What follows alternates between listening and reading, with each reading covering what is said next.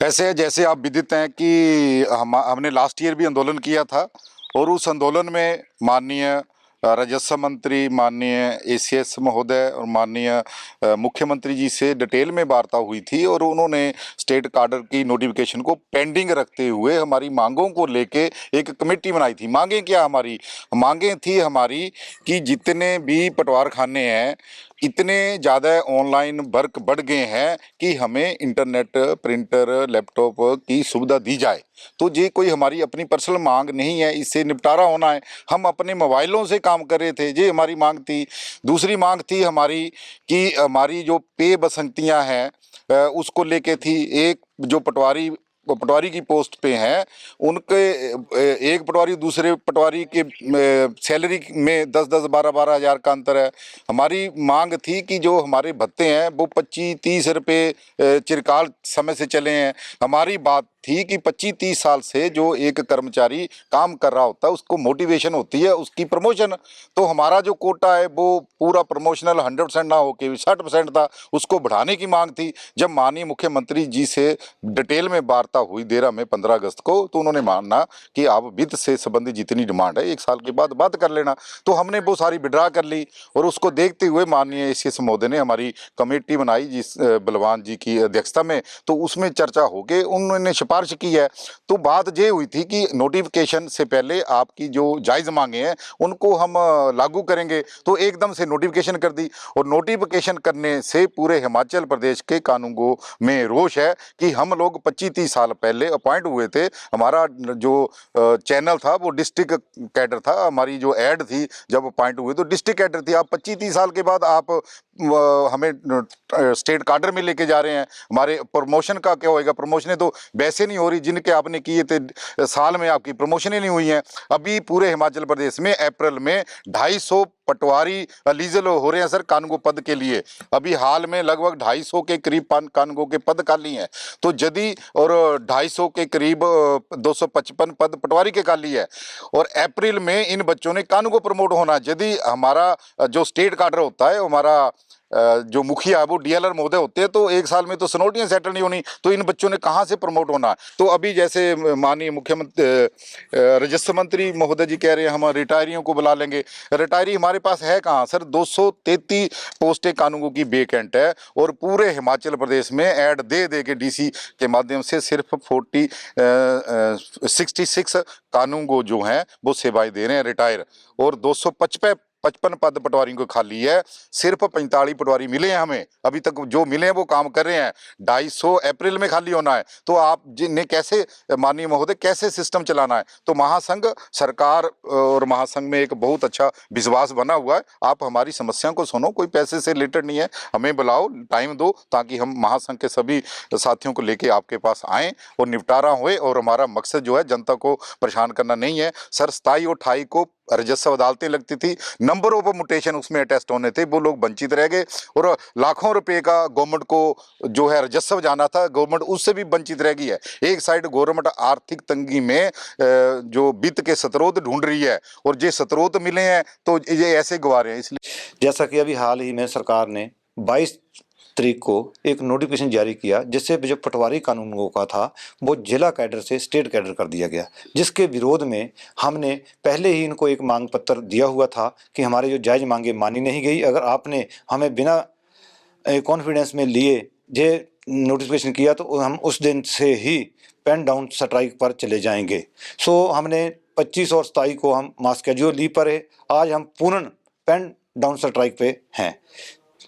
इससे जो है हम सरकार से आग्रह करते हैं कि जो है जो निर्णय अपना जो नोटिफिकेशन का वापस ले ताकि लोगों के जो सुचारू रूप से काम होते रहे। पटवारी कानूनगो को जो पदोन्नति का कोटा है वो 60% है। इसमें जो है मिनिस्ट्री स्टाफ वाले जैसे इसमें क्लरिकल वाले आ जाते हैं, ये 20% हमारा कोटा ले जाते हैं। 20% डायरेक्ट का कोटा है। इसमें जो मिनिस्ट्री स्टाफ है इनकी जो है हिरार्की में कहीं भी नायब तहसीलदार का शब्द नहीं आता है। ये पहले क्लर्क बनते हैं, उसके junior assistant, assistant, senior assistant, फिर इनके बाद ऑप्शन होती है सुपरडेंट 2nd ग्रेड की और उसके बाद सुपरडेंट 1st ग्रेड की। हमारा जो हिरार्की चलती है पटवारी, पटवारी के बाद कानूनगो, कानूनगो के बाद नायब तहसीलदार, नायब तहसीलदार, तहसीलदार, डी और इस तरह चलती है।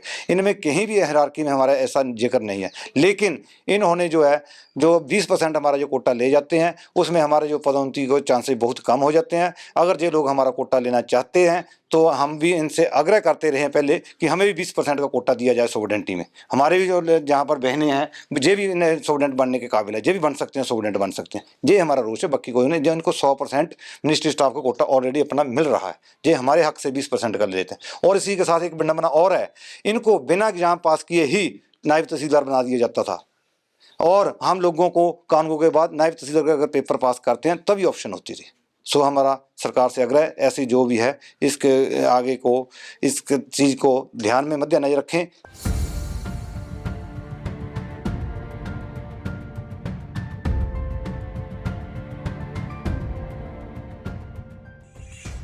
जैसे हमारा डिस्ट्रिक्ट एड से कन्वर्ट करके ना स्टेट एड तो कर दिया, परंतु जो हमारी मांग है वो पूरी नहीं की। जबकि हमारे से इनका पहले ही बातचीत हुई थी कि जब भी आप स्टेट एड करना पड़ेगा आपको विश्वास लेकर करेंगे और जो आपकी मांग है वो पूरी करेंगे।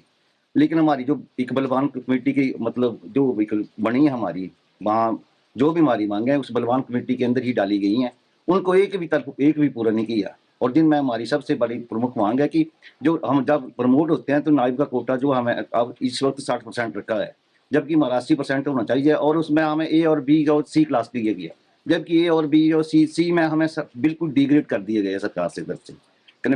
बी ग्रेड में जो बाबू लोग होते हैं वो हमसे बड़े आगे निकल गए हैं। तो हम वो भी हमें मतलब वो बोला था कि आपकी मांगें ये पूरी कर ली जाएंगी। अगर ये हमारी मांगें पूरी करते हैं तो हम सरकार के साथ सहयोग करने के लिए तैयार हैं। लेकिन इसमें एक और भी है, जो हमारी सीनियरिटी है वो डिस्ट्रिक्ट कैडर उसी के हिसाब से रखी जाए तो हमें कोई ज़्यादा एतराज़ नहीं है। जो मतलब स्टेट लेवल के हैं अगर वहाँ कोई बात चली होगी तो हमें अभी तक इसमें कोई मतलब इन्फॉर्मेशन नहीं आई है। अगर स्टेट लेवल में चली है बात और हमारी स्टेट लेवल जो प्रधान बनाया अगर उसके साथ सरकार वार्ता के लिए बुलाती है तो हम उसके साथ सारे सहमत हैं।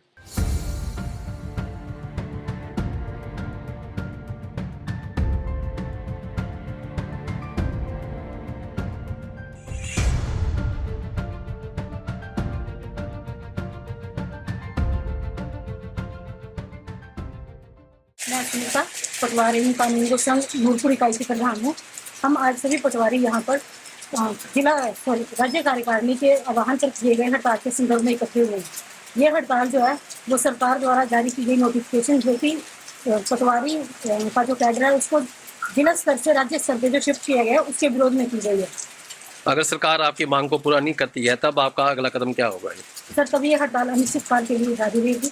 सर आज जो हड़ताल हमने की है उसका मुख्य कारण ये है कि जैसे कि हमारा जो सिलेक्शन हुई थी जब हम भर्ती हुए थे तो हमारी जिला स्तर पे हुई थी, लेकिन अब हमारी राज्य स्तर पर कर दी गई है, जिसके कारण हमें मेन प्रॉब्लम ये आ रही है। मान लीजिए हम यहाँ के पटवारी हैं, अगर हम राज्य में कहीं भी सेवाएं देने जाते हैं तो वहाँ की जो भाषा है, जो रीति रिवाज है, जो पैमाइश है वो हर प्रकार से अलग अलग है, जिसको हमें खुद को समझने के लिए समय लगेगा। तो उस प्रकार से हम पब्लिक को उतना काम करके नहीं दे सकते कि जितना हम यहाँ पे दे सकते हैं, क्योंकि यहाँ की भाषा हम जानते हैं, यहाँ का कल्चर हम जानते हैं।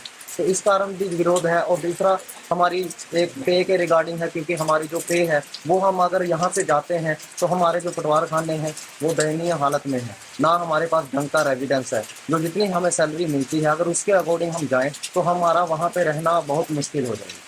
हमसे जुड़े रहने के लिए हमारे YouTube चैनल को सब्सक्राइब करें और नई वीडियो की नोटिफिकेशन के लिए बेल आइकॉन को दबाएं। अगर आप ये वीडियो Facebook पर देख रहे हैं तो लाइक जरूर करें और ज्यादा से ज्यादा शेयर करें। इसी तरह के और भी अपडेट्स के लिए फॉलो करें हमारा Instagram पेज himachal.kesri।